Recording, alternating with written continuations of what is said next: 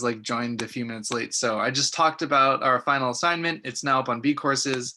The syllabus is pretty wrong and inaccurate. So if you have any questions about that, please feel free to ask.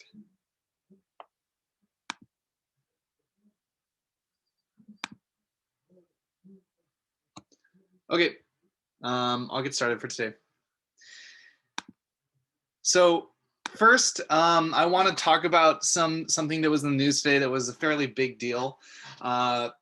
The census that happens every 10 years that counts every single person in the U.S. Was completed during the pandemic, and now some of the state level results are out, and those state level results will determine how congressional seats are redistributed for the next 10 years.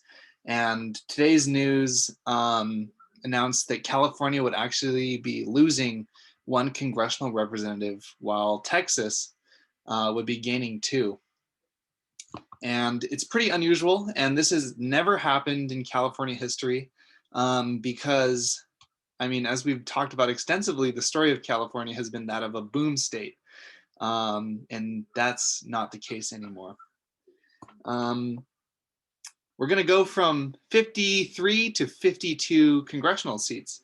And that's relevant to LA because that congressional seat will probably be taken out of LA County. Let's see, more than and that's because LA County's population has actually declined. It's gone down actually. In 2018, the county's population declined by 13,000 people.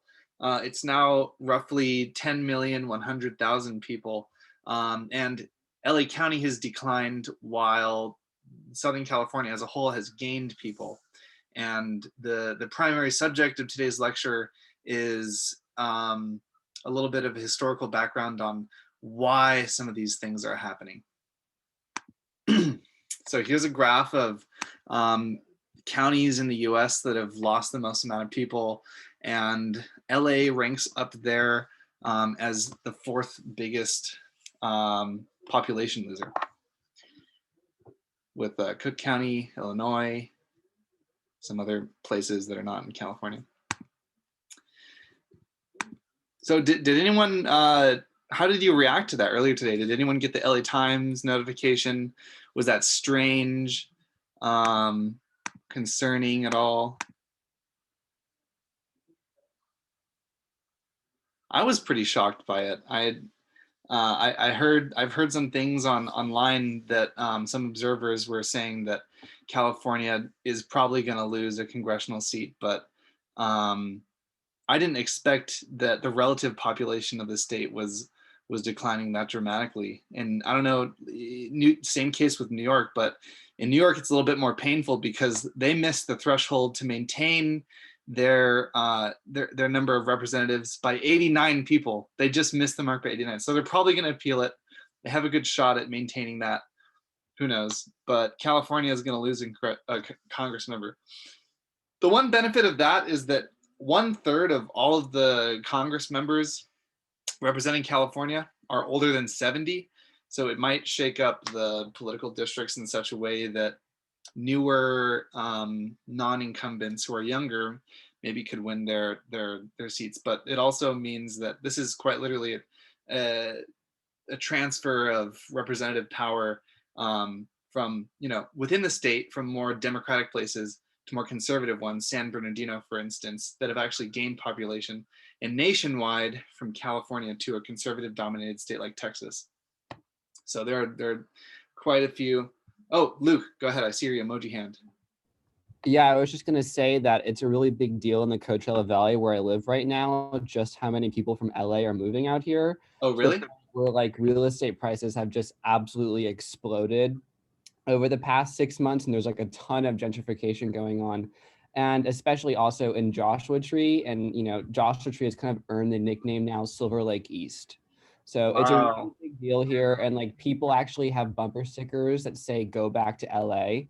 Really? Yeah, it's really become quite a thing. But yeah, I see where this goes. Wow. So there's actually a lot of like animus. Are homeowners happy that their property values are increasing though? They are, but at the same time, it's like locked a ton of people out. And you know, I think mostly it's in these like kind of tight knit communities like Joshua Tree. Uh-huh. Like it's a big deal in Joshua Tree because it's like historically been this super cheap little artist colony. And now like there are actual like homesteads that sold, you know, for $5,000 10 years ago, going for 200, $300,000. Uh-huh. And it's just like spurred a ton of outrage up there. But Yeah. in like the Coachella Valley, like Palm Springs area, I think they're celebrating the, you know, the real estate prices more, but like definitely like Joshua Tree is particularly hit. Right. I mean, and yeah, the flip side of the coin with these skyrocketing home values are renters can't afford the cost of living anymore, huh? Oh yeah, And when totally. you say homestead, that's an old school like term. What does Oh that mean? yeah, yeah. So it's a big thing up in the high desert, which is kind of just a greater Joshua Tree area, Mhm. where like in the this actually has some really interesting LA history too. But like in 1938, with the Homestead Grant Act, like let people have 5 acres of random Mojave Desert land for free. Like all of Joshua Tree is basically given away, and it was kind of also like kind of a way to like quote unquote dispose of a lot of Native American land up here too that like had just kind of been claimed. And so like all over the Coachella Valley and the high desert, there are like these 5 acre parcels with these tiny one room homesteads on them. And they were just basically little kit homes, Hmm. prefabricated kits. So Oh wow. those have just become a trend mostly. Hmm. Interesting. Yeah, I'd love to learn more about that. But let's go back in time a little bit and discuss the historical precedents for much of the crisis that we're now living through. And I think it's safe to say that as young people, as Generation Zoomers, is pretty systemically locking us out of the possibility of home ownership anytime in the foreseeable future. So we're going to go back to the 1960s where we left off last time. In this time where homeowners, especially in the San Fernando Valley and outlying suburbs of Los Angeles, were becoming increasingly disillusioned and were beginning to gain a lot of political clout through the formation of homeownership associations. And so we're gonna go to the Santa Monica Mountains now, where in the 1950s there began to be an accelerated development into the hillsides. Um, so you might recognize the Sierra Club as environmental organization. It has its roots, you know, in the establishment of like the national parks, Teddy Roosevelt, you know, John Muir and all of that kind of like first wave environmental preservation movement. And that uh, this club actually in practice in California has most of its advocacy based in looking out for the interests of homeowners, surprisingly. And this is because a lot of the environmentalist movement actually is based in the homeowner reaction against development in their hillside communities. So here we go. So the hills are maybe one of Los Angeles's most depicted, beloved, and affluent ecologies, as Rainer Banham would have called them. And in the 1950s, as land was running out going into the 1960s, development was increasingly looking to grade hilltop land, which means level it off so that portions of hillsides were flat so that you could develop homes on it. And there were homeowners who were witnessing what was happening and becoming kind of concerned about it. So this is a neighborhood we're looking at called Beverly Glen, and it's just above the hills of UCLA. There is a notable English professor at UCLA whose name is Richard Lillard. And in 1952, there was a flood that happened in the Santa Monica Hills. And Richard Lillard noticed something significant about the damage that was caused to his home after the flood, which was that all the mudslides that occurred as a result of the heavy rains were coming from soil that was left exposed after a lot of the hills were graded. And this was an important catalyst to get him to organize against new development in the Santa Monica Hills. He formed an association called the Residents of Beverly Glen, and they joined with other homeowner associations to form an umbrella organization called the Hillsides Federation. And that's what the organization above the Sierra Club is right here. And their first action in politics was to get an ordinance passed in Los Angeles to regulate hillside development. They also later introduced, to get a little bit nitty gritty, they changed some zoning designations in the Hill from R1 zoning, which is typical single family, and they created something that's called residential estate, or RE, which is now fairly common in some communities. And so in order to understand the kind of political undergirdings of this emerging movement, we have to take a look at environmentalism at the time. So has anyone ever heard of the book Silent Spring by Rachel Carson? Well, if you take a class, an SBUM or whatever, about like environmentalism and the origins of the Environmental Protection Agency, this book is very important because it is cited as the catalyst that got a lot of Americans aware of the problems of pollution in the world around them. Specifically, it's called Silent Spring because Rachel Carson was writing that the use of pesticides like DDT was contributing to the decline of bird populations. And if trends continued, then the springs would no longer have birds chirping in them. The context of this book, it was written in the suburbs of Albany, New York, and it was, the nature that is being discussed in this book, it was the observations coming from a natural environment adjacent to homeowners.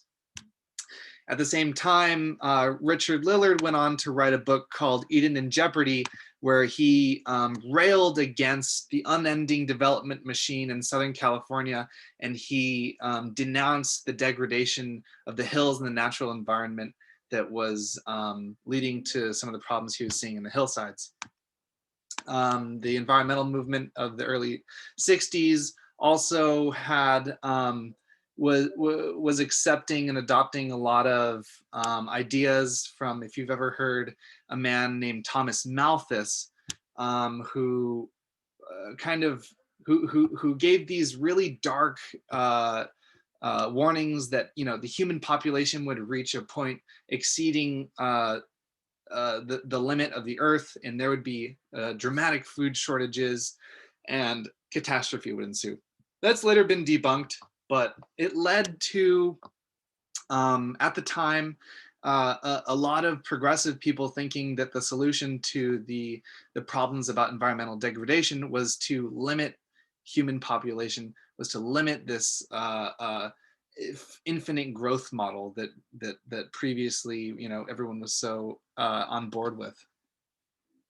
So those were kind of the political undergirdings of what was happening. And there were some other incidents that began to help coalesce this emerging homeowner power dynamic. Let's see. In 1972, oh, okay. Let me go back actually. So is everyone here, do you guys think that it's a good idea to like protect the environment and stuff? Generally, I'll just assume the answer is yes. All of the shit that we have to like actually protect the environment in terms of policy came out of the year 1970. I kid you not. The Environmental Protection Act, the Clean Water Act, like the EPA, that all came out of like the Nixon administration in Washington, D.C.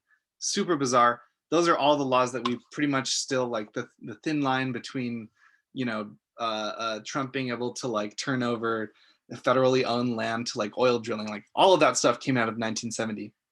1970 also saw the passage of significant environmental protection laws in California as well.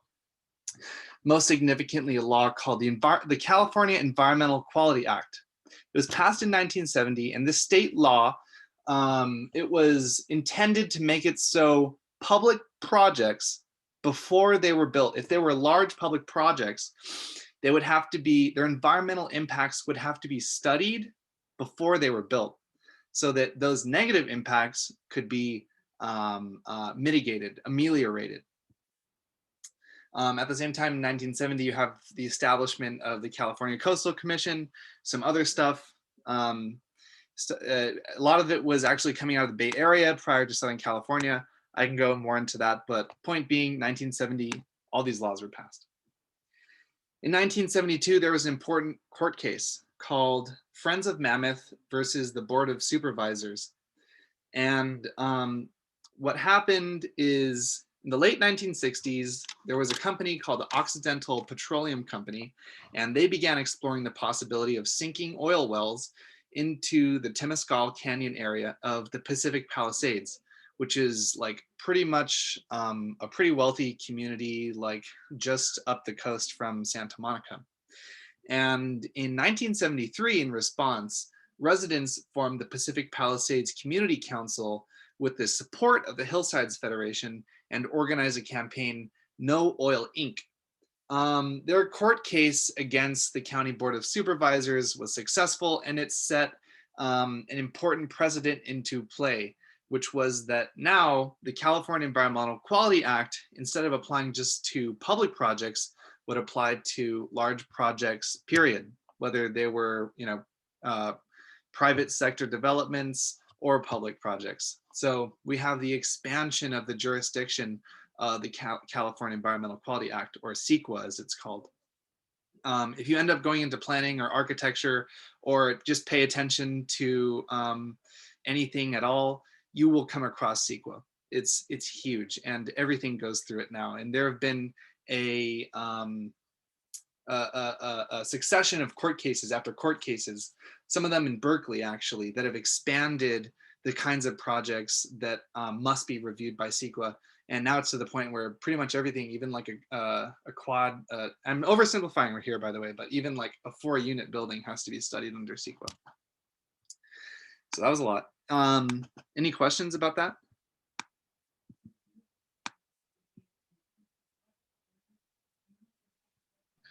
I'm curious about your thoughts on CEQA, because I know that a lot of time people look at it as being like really flawed, because, a lot of the like tenets of CEQA require these like assessments that preclude a lot of developments that otherwise might like really be useful to slow down the crazy prices of rent and stuff like that. So I'm just starting to like kind of dig into all that myself, but I was curious your thoughts on whether or not it's like a salvageable thing, or if it's not as bad as people say, or if it really is that bad, and anything else. Yeah, so that's a really big policy topic that is like really pertinent in state politics right now. And a great dilemma to illustrate the point is this. Would you think that putting a bike lane in a street without a bike lane would be beneficial for the environment? Definitely not at first blush, but then you think about it for a second, and the long-term objective of trying to like encourage like mini transit and stuff like that, it sort of comes into play. Mm-hmm. So the problem with CEQA is that developments that a lot of academics and planners and experts would say push our cities to reduce overall greenhouse gas emissions or even increase biodiversity locally, those projects still have to get studied by CEQA. And what CEQA does, for people, that aren't familiar, is basically it sets into play a series of requirements for projects to study, and then create public hearings for that project to satisfy other stakeholders. So what often happens as a result of um, the checks and balances that CEQA creates is that well-organized homeowners can use this law to prevent developments that they don't like for non-environmentally concerned purposes. And there's another example of this happening later on, but in summary, the problem with CEQA is that theoretically it's used to make sure that changes to the built environment don't negatively impact the natural world, but in practice, the policy has contributed toward, first of all, a significant barrier to environmentally friendly projects, and second of all, another disproportionate sort of allocation of power and rejection ability to wealthy homeowners. So, and there's been some state legislation, for example, to exempt like transit projects from Senator Scott Wiener, but I don't know what the status of those are. So fast forward now, 1970, the city of Los Angeles was in a little bit of this pivotal moment of its development. And this moment was important because it kind of realized that it was built out. There was no more, peripheral developable land in contrast to post-war expansion. And now planners in the city were trying to find ways to accommodate future growth within areas that were already developed. And the planning director for the city at that time, his name was Calvin Hamilton. He believed in this this concept of densifying nodes around the city and kind of building upon the structure that already existed of like satellite economic centers in a very widespread region with low-rise development in between these nodes, and they called them centers. And he in the planning department worked on a document called Concept Los Angeles, which was supposed to be a vision for how future development would happen. It faced a lot of backlash, and homeowners began to politically mobilize against it. And at the same time, in 1966, there was a controversy in Chatsworth, actually, where a developer paid off city officials to change zoning, and so that this developer could build some giant residential project. And as a result of that, there was a grand jury trial and a series of recommendations that were made after it. But anyway, the dynamic between Concept Los Angeles and this emerging like organized homeowner constituency was that the anxieties over environmental degradation were also beginning to combine with more nefarious anxieties about civil unrest after the Watts riots and increased immigration into Los Angeles after the 1965 Immigration Act, which if you're Asian American and your parents came between 1965 and 1990, was probably the piece of legislation that facilitated that, like my family. So those were some of the anxieties backdropping what was going on at the time. And at the same time, like we discussed last week, apartments were pretty rapidly developed, dingbat apartments, up until like 1964. So here are some images from Concept Los Angeles, and I would just like to give a little bit of space, and if anyone has any observations, I would love to hear what your impressions of some of these diagrams are.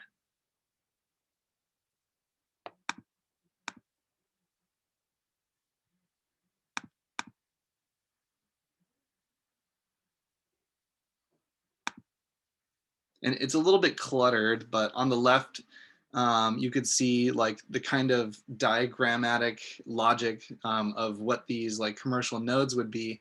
And there's a picture of Miracle Mile, Wilshire Boulevard that goes from downtown Los Angeles out to West LA. And below that is like a kind of imagined cross section of what Miracle Mile, once developed into one of these centers, could look like.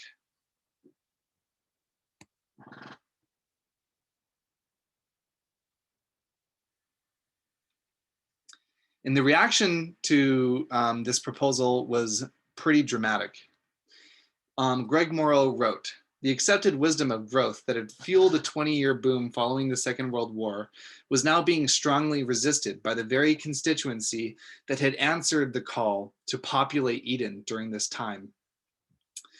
If Hillside Federation efforts between the mid-1950s and the mid-1960s were primarily about conservation, and those between the mid-1960s and 1970s were about protecting a single-family way of life, by the mid-1970s, economic motives began to play out alongside those of other reasons.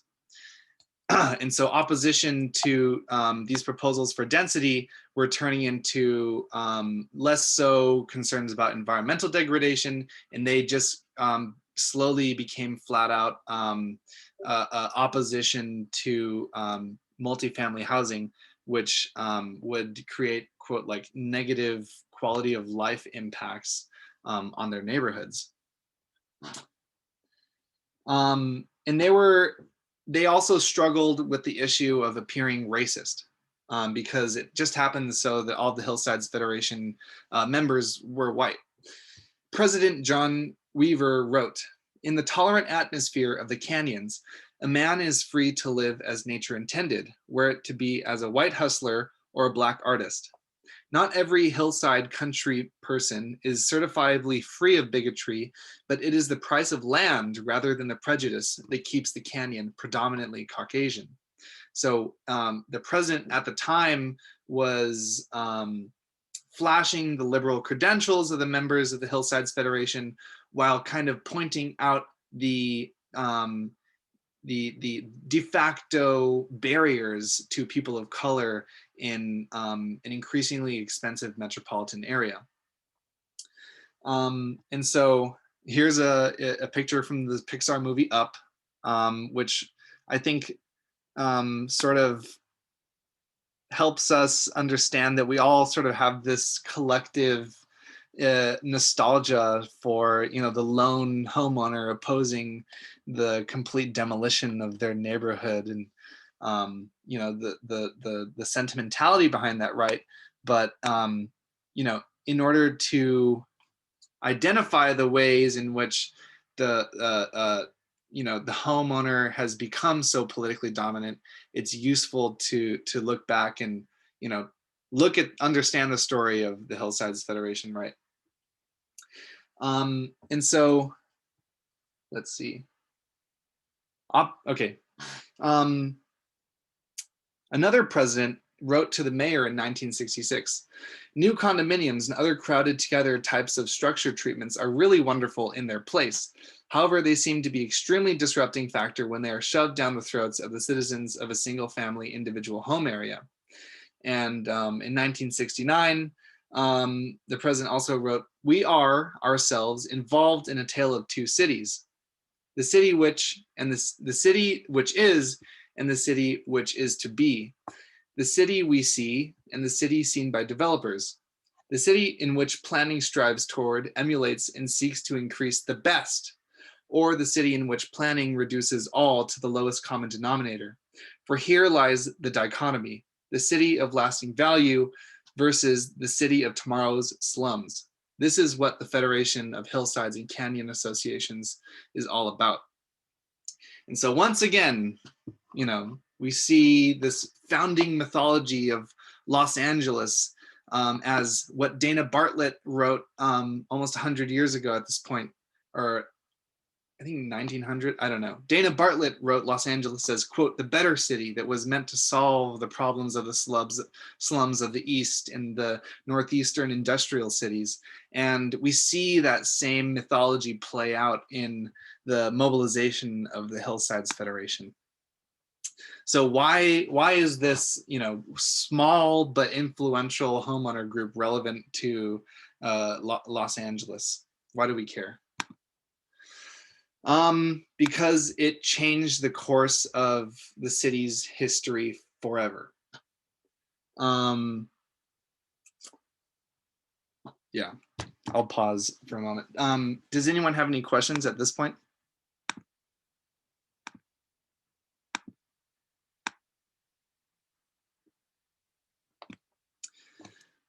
So this is a really relevant but understudied era of the city's history, which is the point at which it stopped growing. I mean, now we're dealing with a myriad symptoms of what the shift that happened in the 70s, you know, and it's not really studied all that much because for the most part, like, you know, the real painful effects of it are really only happening for middle class and upper middle class people within the last like 10 years or so. But you know, what happened at this period in time put into motion a series of factors that have really contributed to the crisis of today. So remember the Chatsworth controversy. Sorry, my notes are kind of messy.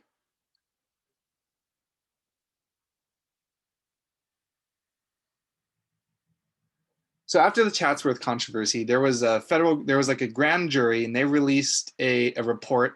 I think I have a slide of it. Goodness, I don't. I actually don't have a slide of it. I thought I did.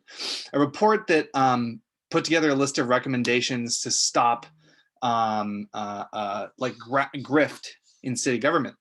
And one of the major recommendations was to shift the role of planning away from the planning department of the city and break up the city into 35 different what are called communities, community plan areas. And the idea was that residents of each of these 35 communities within the city of Los Angeles would determine what gets built within those communities. And this really changed the vision of concept Los Angeles pretty dramatically. And these community committees were formed, and they began to gain more political clout. There was a series of lawsuits that lasted into the 1980s that made it so eventually the land use decisions that each of these communities created would actually become zoning law. The city opposed that actually initially. And now we have a dynamic where today the dominant mode of planning in the city of Los Angeles happens within these community plans. If anyone has any experience with a neighborhood council, I think they're called neighborhood councils, I would love to hear about that if you're from the city of Los Angeles.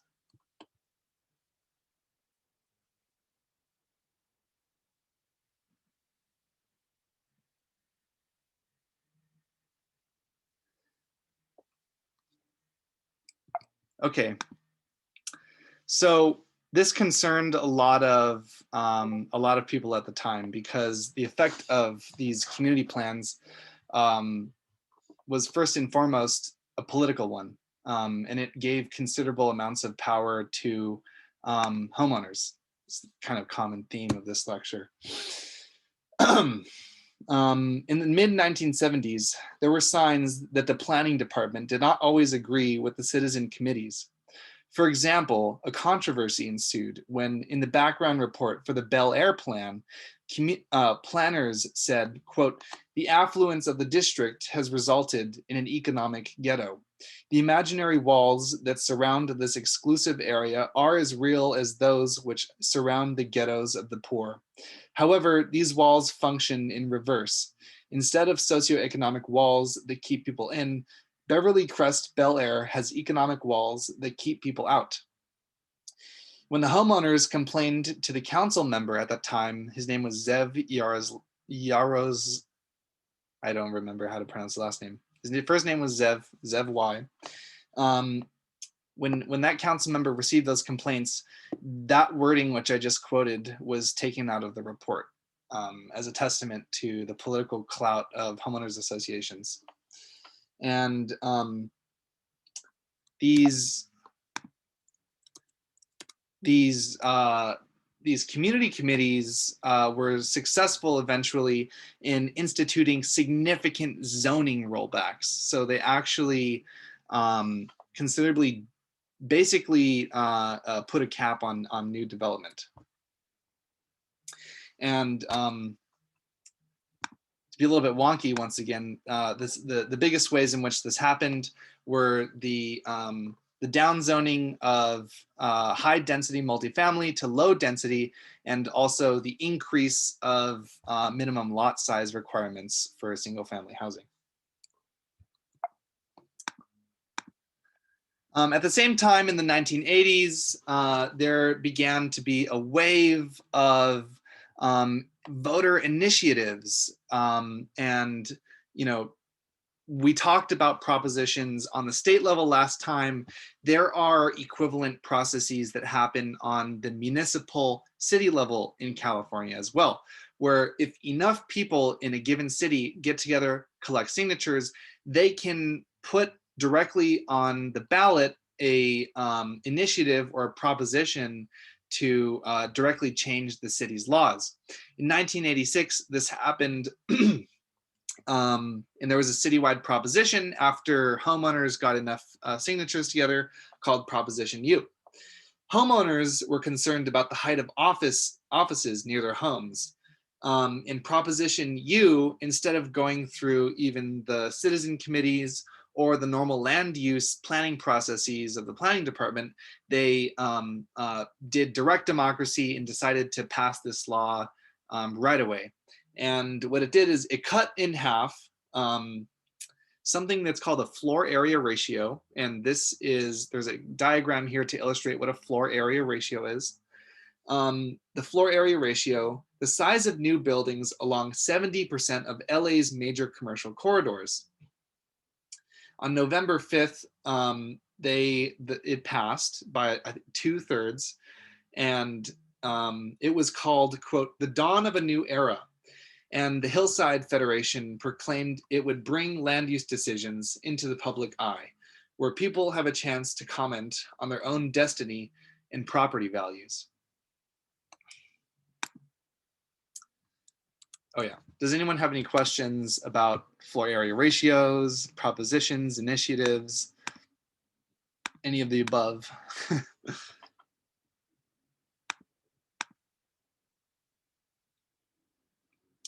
So this didn't just happen in the city of Los Angeles.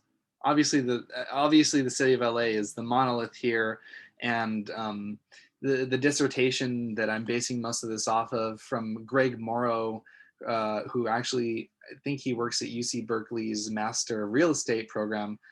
He did his dissertation on the slow growth movement in LA. He focused mostly on the city of LA, but what is going on here, and this is a common theme right throughout the history of like 20th century cities in Los Angeles.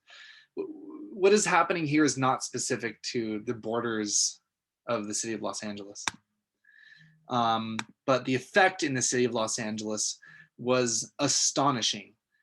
Here's a graph that Greg Morrow came up with, and what it describes is the population of the city relative to what is called zoned capacity. And what zoned capacity means is, with existing zoning law, what can you build out to? Not what it currently exists, but how many people can you fit within a city if you were to build out to zoning capacity? And what the result of the slow growth movement was, and the emerging political clout of these homeowner associations, was the dramatic reduction of the zoned capacity of the city of Los Angeles, as you could see in this graph. By the year 1990, the population pretty much reached its zone capacity.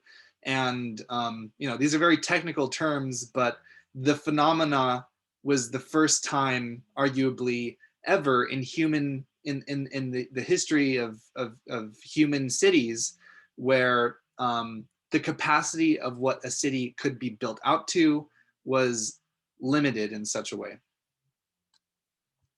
And the result of that was a freeze in the changes of the city's built environment.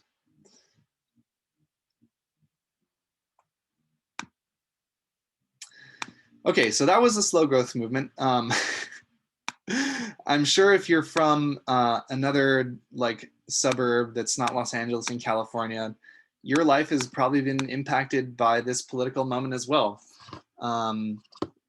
So yeah. Let's see, how much time do we have? We don't have a lot of time, so I'm probably not going to be able to explain what this is. But this map basically shows that the zoning changes that have happened post slow growth movement happen in places where there is, and the author of this study used the term, the path of least resistance. So if you live near a freeway, the chances that your parcel of land became upzoned were significantly higher. And the major pattern that this study found was that wealthy homeowner areas with nice amenities, proximity to the beach, or nice schools were going to be untouched. So it's relevant. This shit sounds boring, but it's incredibly relevant. I promise you. I swear to God. I know your cameras are off and it's boring, but I can't overemphasize how consequential this discussion is, and this is why I saved it to the last day. So here's a provocation, right? How could something so consequential be buried in a topic that is so ostensibly dry? Here's a zoning code. I looked up the zoning code of South Pasadena, and here's one clause that says there is a height limit across the city of 45 feet. And if you read the sentence, it's because of a 1983 City of South Pasadena initiative, a citywide voter initiative, as we discussed, similar to Proposition U, where no commercial blah, blah, blah, blah, blah can exceed 45 feet. There is always a reason why something exists. And if there's any one lesson that we can take away from this decal, it's, I hope, this critical question: how did this thing end up here? Here's a picture. I want to end on something more personal. This is a picture of the newspaper. I graduated from high school, and I came from a very a privileged school district where I had the resources to learn about this stuff initially through a student newspaper. I came from a fairly upper middle class place. So this height limit in South Pasadena, it has its origins in the 1980s home voter backlash that is very much parallel to what happened with Proposition U. So this is a quote from an LA Times article at the time, 1987. Although some elected officials grouse privately about the disruptive effects of petitions, advocates of initiatives contend that they are evidence of a widespread political malaise. Why do voters appear to be taking up arms against their own elected officials? Because there is a growing perception that, under the pressure to build, all elected officials tend to lose sight of the needs of the people who elected them, the dissidents contend. And so this height limit has its origins in a proposal to build 2 office towers. And as a result, voters organized and they successfully implemented this height limit. And it's very, very interesting statistic is the developers spent $50,000 in opposition campaign to this small initiative, while homeowner groups only spent $3,000. to have a successful initiative. City leaders say that South Pasadena and its old way of life are protected by a community nurtured to resistance to change. South Pasadena, after all, was one of the first cities in the region to adopt a slow growth policy in 1986, and so that's what is being discussed. The slow growth policy is this height limit. Fast forward 3 decades later, and here are some of the statistics describing what the consequences of this slow growth movement are. Firstly, look at the composition of the age of housing built in the city. The vast majority is built before 1939, being developed mostly in the period of the bungalow boom, as we discussed earlier, in the turn of the century, and development has pretty much tapered off. At the same time, if you look at the lower right graph is a little bit complicated, but what it's describing is essentially that people who have lower incomes are spending a much larger share of their incomes on housing. If you make between $50,000 and $75,000 a year with your salary, the majority of people in that income bracket are spending half of their income on housing. This is not healthy. At the same time, the slow growth movement has accelerated a crisis wherein, because no housing is being built, housing costs are rising significantly. And this is a study that was done by the Harvard Joint Center for Housing Studies that shows that in metropolitan regions, there's a strong relationship between how much people spend on housing and how many homeless people live in those cities. And on the right, we see that the people who are disproportionately impacted by homelessness, by these skyrocketing housing costs, who are getting pushed out of housing, are people of color. And hopefully at this point, we've built the case to understand what those structural reasons are: discrimination in the housing market, urban redevelopment, the systemic barriers to opportunity that have made it so low-income people of color are at the center of this crisis. And so yet another very recent headline to illustrate the incredible pressing immediacy of our crisis. And this is a class about urbanism. And initially it was going to be a class about, more architectural history, but I am of the strong belief that, cities are ultimately people, and buildings are only the things that people use to sleep or work in. And ultimately, architectural history and ornamentation needs to fall second to the very human rights crisis that's happening in Los Angeles. And Los Angeles is very much the poster child of the crisis of our generation. So this is what we need to be paying attention to. On Tuesday, April 20th, a federal judge overseeing a sprawling lawsuit about homelessness in Los Angeles ordered the city and county to offer some form of shelter or housing to the entire homeless population of Skid Row by October.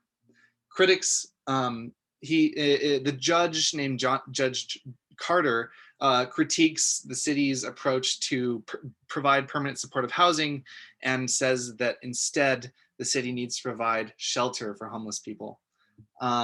And says that in 7 days, the city needs to provide $7 billion in escrow account in order to make this happen. The argument rested on this 110-page document, which attempted to prove the point that the city and county of Los Angeles created through public policy the conditions of systemic racism that has created a, quote, state-sponsored danger. And a lot of people are contesting this point, especially seeing as though the plaintiff organization behind the lawsuit is actually representing downtown business interests. And I wanted to, we're going to run a little bit late today. I wanted to pose the question: do you agree with the ruling? How did you respond?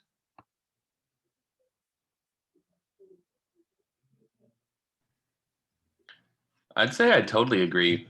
Just in the sense that, like, throughout this entire semester, we've kind of talked about how, racism has been institutionalized in a way that has really like relegated people to a certain corridors of the city. And Skid Row, especially, I don't know if anyone follows like Johnny Harris, who makes like YouTube explainer things or whatever, but he recently did something that was really tied in with Skid Row. And it talked about how, when the city of LA was sort of like in the middle of mass development, they used Skid Row as a place where they could relegate those who were like undesirable while they were trying to build up the rest of downtown LA, to the point where today there are like spotlights that are so offensive to the eye that you would like maybe think about turning around if you approached them while you were trying to leave Skid Row. Like everything but offense, you know what I mean? Trying to just keep everyone there. And I think if we look at like other cases today, like, corporations and developers and like that being sued successfully for like the damage caused by using like poisonous chemicals in the construction of buildings and things like that, isn't it the same thing that like when you like build a city with like sort of what could be called poisonous ideals underneath, or like, benign neglect that causes like generational harm, like shouldn't you be responsible in any way? And if that's the case, like shouldn't the first thing that you do to as recompense be to like house the folks that are suffering as a result? Hmm. Yeah, and there's an interesting point there, which is that um, there are other precedents of courts saying that while there may not be de jure explicit segregation targeting race, there have been created the conditions pushed up by the government that have led to civil rights violations. The most famous maybe being Board of Educate Brown v. Board, right? Like many years ago, that led to school desegregation orders from courts. So I think what Judge Carter is really trying to push here, which is being actively challenged and appealed to the Ninth Circuit Court of Appeals now, could even go to the Supreme Court, is an argument up there with the level of Board of Brown v. Board, in terms of deeming something such a flagrant civil rights violation that the state is compelled to act now. There's also a very strong argument to the contrary that even a lot of homeless advocates have been putting forward. But anyway, there are, even today, this is a headline from today about the ruling is actively changing. And, initially Judge Carter gave the city 7 days to identify and put together $1 billion to shelter homeless people. And now the timeline is extended to 60 days to come up with a plan, right? And with the still the same deadline of mid-October for providing shelter for all residents of Skid Row. Like I mentioned, the city and the county are appealing it, and it's not clear whether the Ninth Circuit Court of Appeals will uphold the injunction or not. And I was reading through the injunction today and the 110-page document, and I found once again my community, South Pasadena, was mentioned as a case study in how white communities have been able to avoid the damages of urban redevelopment. And back to the discussion of CEQA, once again, Jake, the way in which South Pasadena fought back successfully against freeway was through the use of this environmental policy to prevent having a freeway come through a higher income community. And that is very much the legacy of my community, and something that really drives me to come to grips with attempting to make my peers more aware of the ways in which those dynamics play out, right? So another development, the city is trying to implement other approaches to have more short-term and dramatic solutions for homelessness, but even temporary legal camping sites, they call them, are still incredibly cost ineffective. $2,000, more than $2,000 per month, just to allow someone to exist. So if anyone has any good ideas, this is the moment of history to try them out. And so, okay, the last portion, we've covered a lot. I had to, we missed like 2 lectures because I was sick and then was really busy one week. But at this point, I hope that we have an effective framework by which we can understand Los Angeles and not be overwhelmed by its vastness, but understand there is a logic to the sprawl, and there is a set of founding myths by which we can understand how it came to be and what the narratives that sold it in the first place are. So in studying the built environment, I hope that we're better able to view it. I hope that we're able to learn how to see, because otherwise, if you're just enamored purely with aesthetics, there are incredibly important other, consequential factors at play that are invisibilized, that are embedded within sites and land that, often fall by the wayside. And I hope that we can always ask these dual questions of how did this thing end up here and what was there before? So yeah, that was pretty much it. And now I'm just gonna go over, if you want to go to visit LA, like some of the stuff you should view. So if anyone has any departing thoughts, I would love to hear them. Well, I hope the city loses the appeal. What did you say, Albert? I said I hope the city loses the appeal. Loses more people?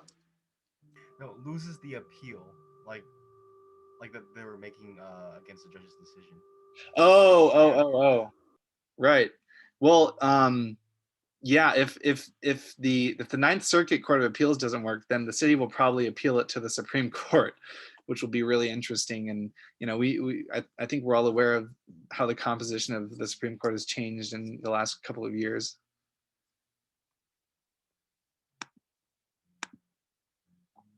I also want to be really clear. Los Angeles is not the model city. It's incredibly broken, and it's okay. I love Los Angeles, and I love its brokenness. And I think that like real love for a place necessitates coming out of a place, a want to improve it. And I hope that we can all carry those values back to wherever it is we're from. So go check out strip malls. Don't go to Hollywood Boulevard. Don't go to all that nonsense. Go to some strip malls. I wasn't able to talk about the incredible story of migration from the global south into Los Angeles. Los Angeles is the home to the largest Armenian community, like the largest Vietnamese community. The third most used language is Tagalog. There's an incredible diaspora from every single place like imaginable on earth in Los Angeles. And many of these people were brought here because of these same foundational myths that were initiated by white Anglo-Saxons who thought it would be like the final destination of the white race. The single family home and the promise of the climate and the end of human ailment. Go eat food. Holy shit. And do something other than driving. You know, go walk, go take a bus, go understand and view the city in a way that's slow, in a way that, you know, they don't want you to see it. And through those lenses, you know, you'll understand something incredibly new and beautiful. Go to the river. Yeah. Think about what things might look like from the bird's eye perspective. Take advantage of the fact that we have Google Maps. I know I certainly have taken many screenshots for this class. And, you know, it's a city of incredible inequality and dramatic contradictions. You know, most recently even embodied in the fight over public space for who gets to access Union Station and who gets pushed out. Always ask the question, who gets pushed out? You know, I think maybe a lot of us, if you're not from the US or if you're not from California or not from LA, you have, you know, there's so many easily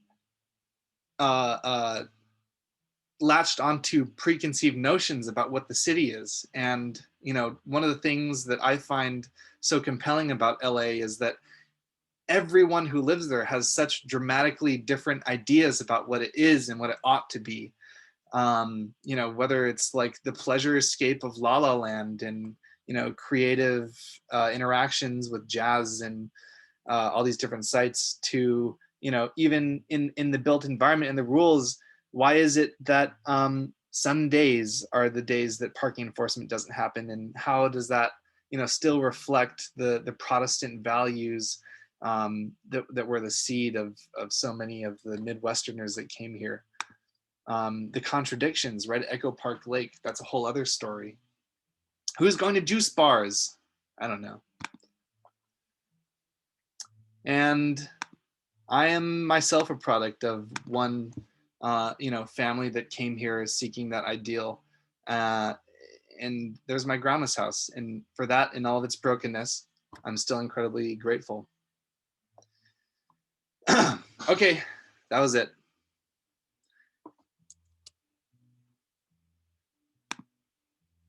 I'll stick around for 5 more minutes if anyone wants to talk. Once again, next week is an optional. Like, I'm going to interview a poet named Mike Songson, who wrote a book called Letters to My City, and he's a really famous LA poet. And I really encourage you to come. And he's going to share some of his poetry. And yeah, we're going to learn about him. He's a really cool guy. Thank you, everyone. I hope you have good time on your finals. Email me with questions about the